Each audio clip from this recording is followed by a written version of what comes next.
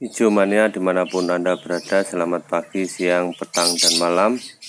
Di channel Pak Poh kali ini saya akan berbagi tips tentang ada rekan yang bertanya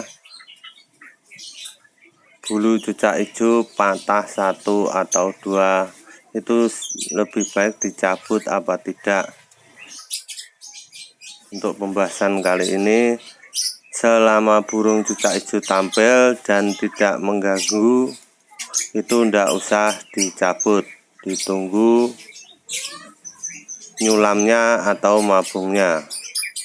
Kalau mengganggu, contohnya tampilannya menjadi jelek dan burung tidak kerja, itu dicabut ndak apa-apa, tinggal lihat karakter burungnya. Kalau masih jalan, penampilan bagus dan tidak mengganggu, pada intinya ndak begitu masalah.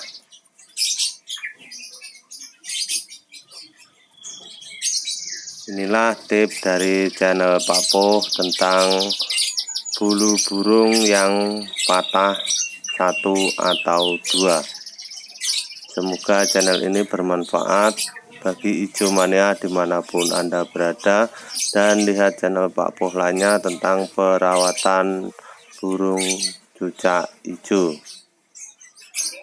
Semoga burung Anda menjadi burung yang terbaik, moncar di lapangan dan juara.